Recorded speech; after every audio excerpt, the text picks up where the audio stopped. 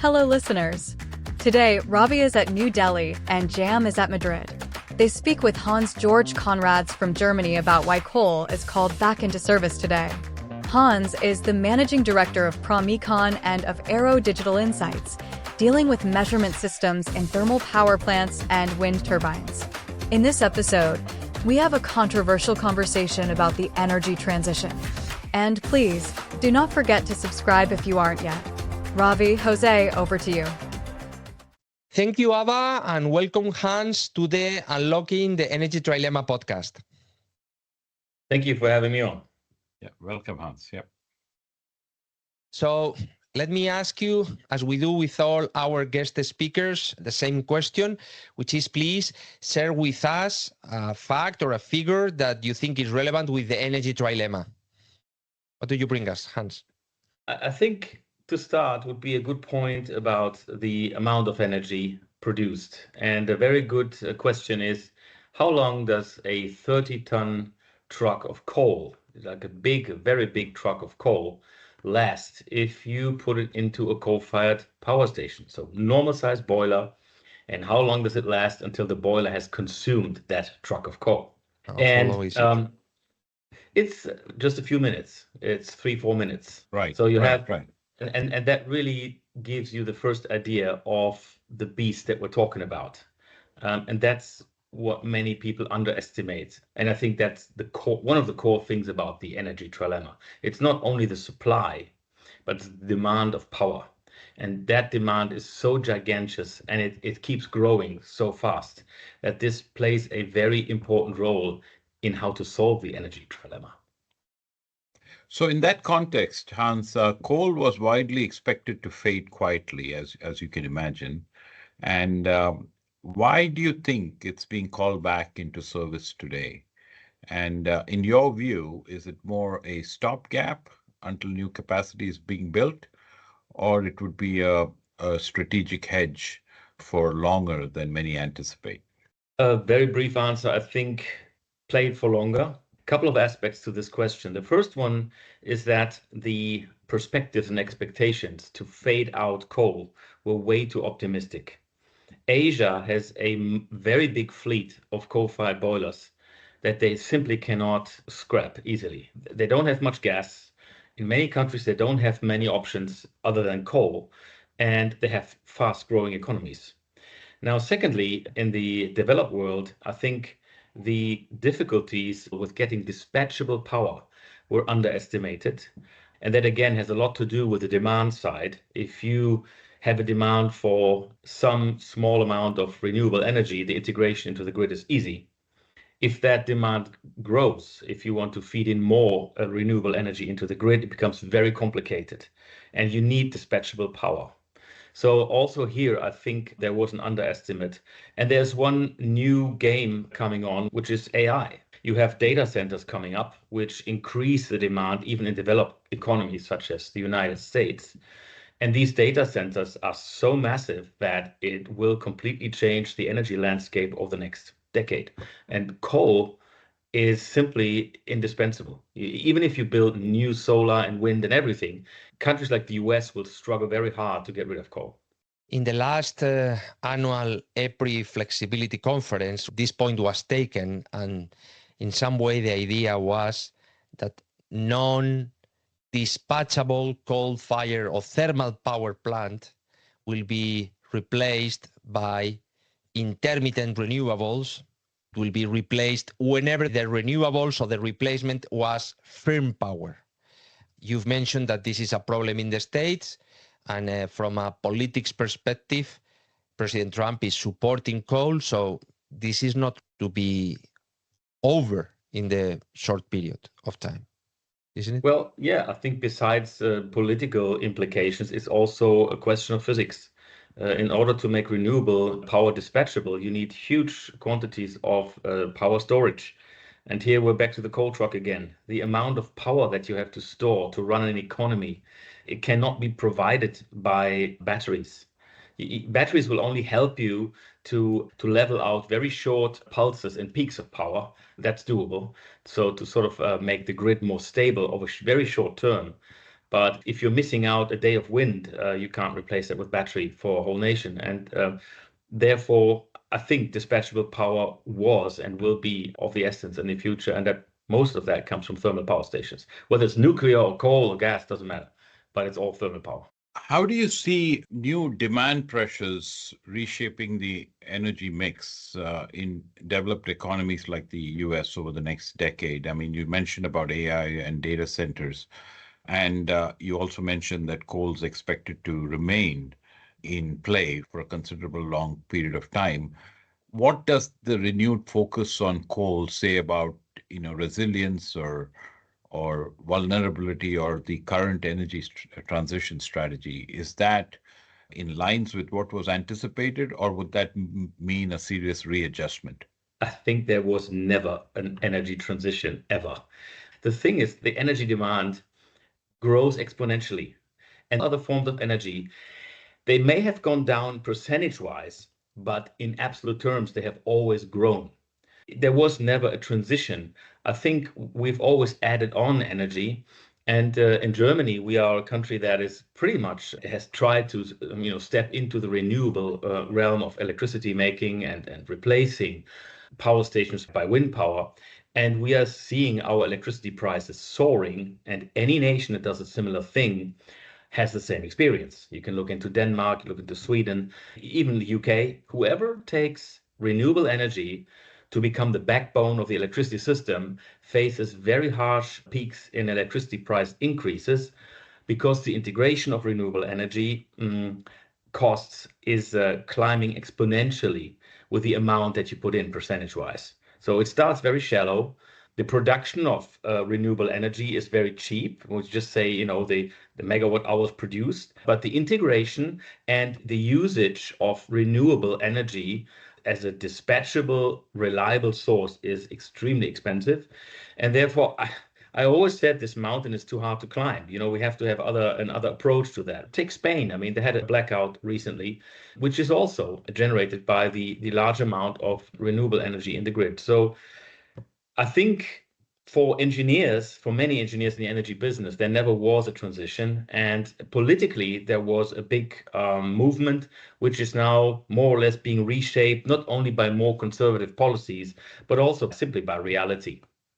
I think you're trying to also communicate that at a 20% capacity factor for renewables, that's not enough. That doesn't assure any reliability, or it is quite intermittent, and therefore, unless energy storage is reliable and long duration and inexpensive, one cannot totally expect a 100% renewable solution until those challenges are met. Is that accurate?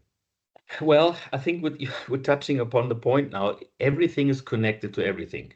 The energy storage thing, if you do it via batteries, you have to mine the multiple amount of minerals that you are mining today. You have to mine the multiple amounts of copper, the multiple amounts of nickel. These are all things that cannot happen within 50 years.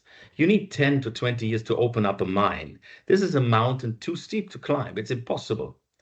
And while we're touching upon that, what is layering beneath the surface of electricity is always the total energy demand besides electricity. Electricity is only 20% of the whole thing. So it's always a factor of 5. And the non-electric demand it's completely fossil. I mean, there's no real big percentage of regenerative energy. If you take the total primary energy demand of the world, you would find it's only a few percent that are regenerative by now. So again, looking at heat demand in the industry, looking at steam demand, power demand in non-electric forms, you are relying heavily on coal and oil. Just take steel making. People tried very hard, but the reality always kicks in. And the latest example we have in Germany with large green steel projects that only work if we have CBAM tariffs against the rest of the world to justify the double or triple cost of the steel. I think it's an illusion in this world today to try to get these projects running. So since it's all connected with each other, I'm afraid there will be not a single shining solution for the planet but we would rather have to search for solutions that are viable. You have places in the world where direct reduction of iron with hydrogen is viable, and you have places in the world where it's not.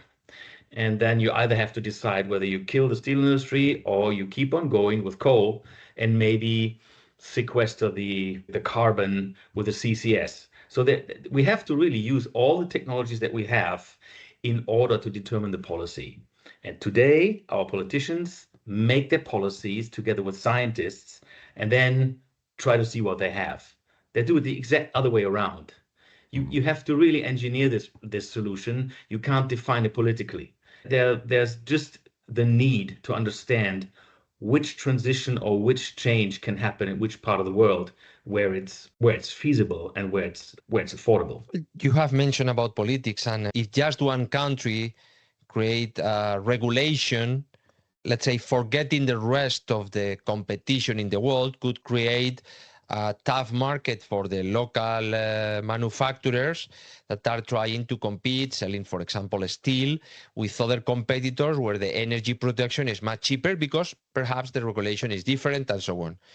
Do you think this is fixable, or at the end, countries that are putting regulations that are increasing the price for heavy users are really pushing for a desindustrialization of the country? Yeah, I think at the end of the day, it really matters what is economical. You can't simply trick out the economy. You can't simply set up rules for a single country or even a single continent like Europe and try to force it upon other people, especially now that the world is deglobalizing. People will not accept that. Now, the tragedy, of course, is that also you cannot fix this global problem locally. You have to fix it in a global way. If you have individual countries who try to advance, that's the idea that we had in Germany. I mean, we show the world how it's done and then they just copy it. I'm not sure where we Germans got this from, that we have to show the world all the time how it's done. But that's not the way it works. It's simply naive to believe that the world will start to produce these commodities at much higher cost and take the lash of all the increased living costs and the problems associated with it, just to follow our morale in reducing CO2. There has to be far more practicality in this. And at the end of the day, I'm afraid we will also have to agree with the great nations of this world in terms of energy use, and that is China, India, and the US, to get a solution fixed. Without these three players, we don't even have to start. I mean, that's very delusional. It's not nice. For our company, the new battery electric world is wonderful because there's new minerals, there's new mining. So it's a big opportunity. But I don't think that the mineral demand will climb as steep as now projected because there's simply no way to do this. And there is an impasse.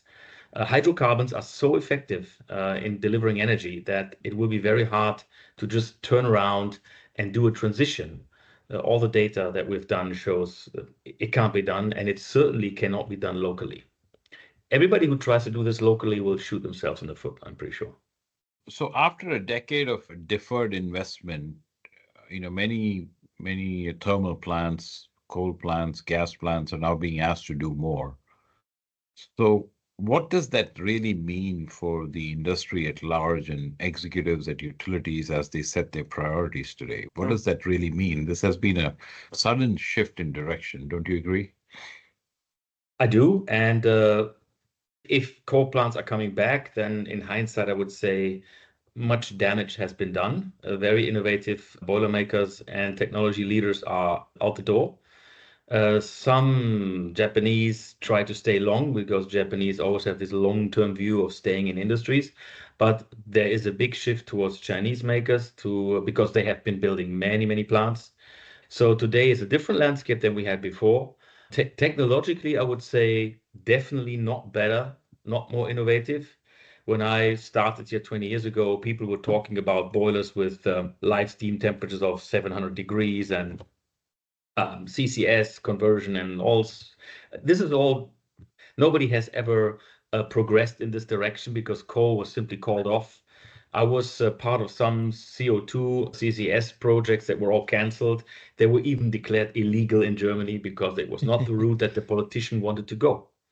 And now they see, well, even if the politician want to go one route, reality kicks in at some stage. And then again, you have to ask yourself the economical question. What's economical? What's viable?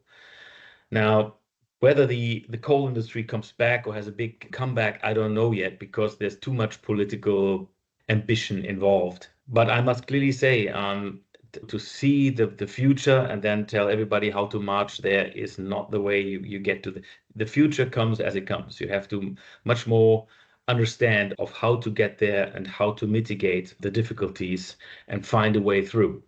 And I think we have not even started to do that yet, because there's simply no idea in the world now how to resolve the energy trilemma. It's a trilemma, and so far it's not resolvable.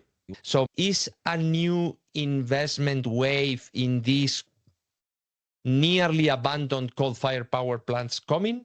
Do you expect this push in new technology in these power plants?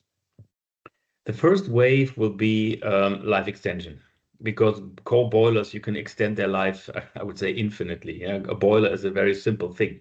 You can always come back and revamp it. If countries are in dire need for new coal-fired generation, they will probably buy from China, because I don't see any other countries that can provide coal-fired boilers at a large rate and a fast pace.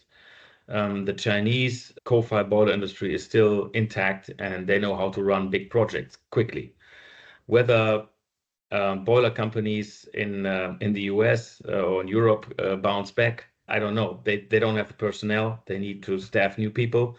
In boiler, like in many other industries, you need experience. You need to have been part of some projects, and you need to see a certain amount of disasters before you really experience, how to, you have to be witness to things that go wrong and why they go wrong. You have to learn that.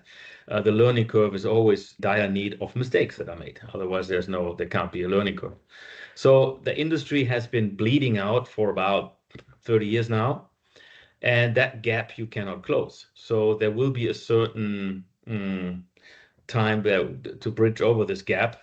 But the first signs that we see is that plants that are running today will not be shut down. And we even see that in Germany. The old coal-fired plants that are not economical, they all go into state ownership, and they keep them open because they don't know when they're going to need them.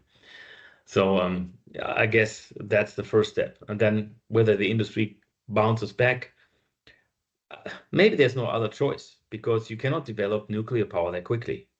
Nuclear stations cannot fill the gap because it just takes too much time to build them. I think nations like France, but also maybe other nations, will start to build convoys again. So yeah, it takes 20, 25 years, but then they build 10 of them in one series. But whether that's going to help the world in Asia, I don't believe so. I think Asia will need new coal-fired generation, and they will get them from China, maybe financed by Japan. Remains to be seen. Mm-hmm. So I think, Hans, you're saying if you can burn gas, countries that have gas would usually do that. It's cleaner, faster, easier. And coal makes a comeback when gas isn't enough.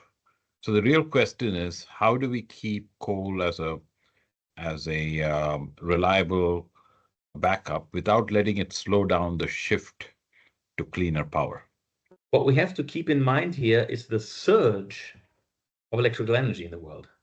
The data center boom means that we're going to double the electricity demand over the next decades.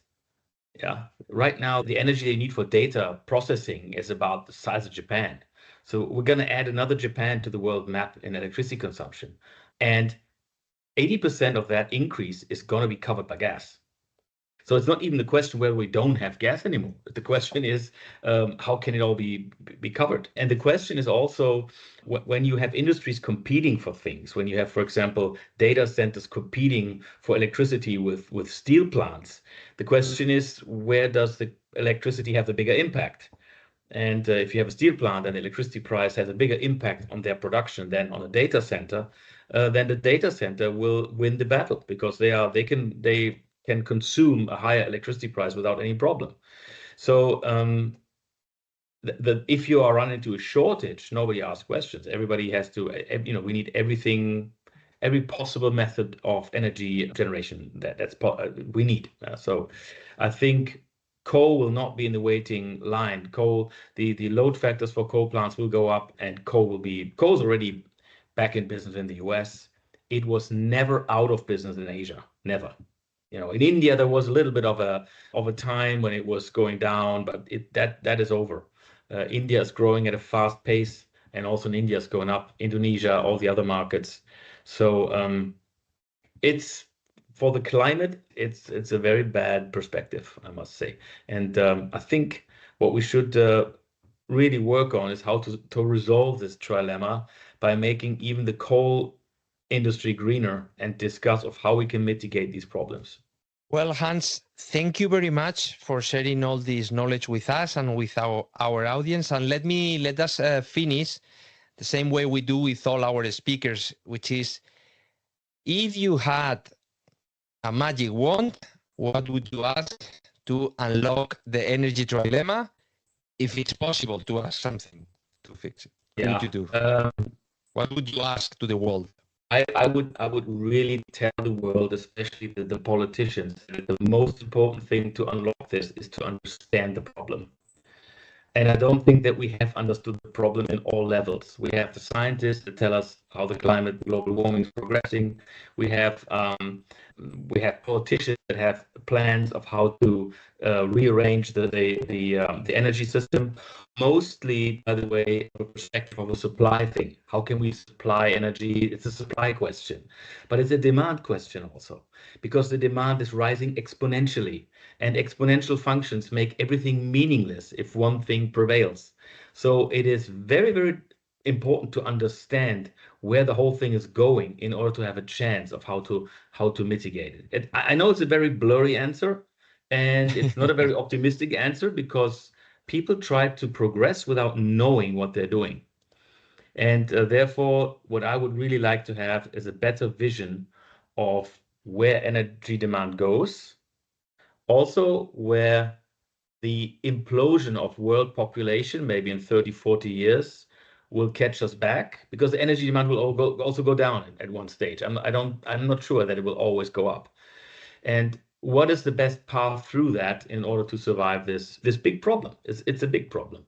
Well, Hans, thank you very much again, and we'll follow you in the media, all the news about you and Promecon, and let's hope that these challenging messages get in the mind of our audience.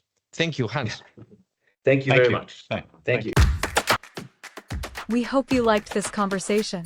Follow us on LinkedIn or subscribe for free to the podcast on the platform of your choice, Spotify, Amazon, YouTube, or Apple. Because in the next episode, Ravi and JAM will speak with another expert in the industry to unlock the Energy Trilemma.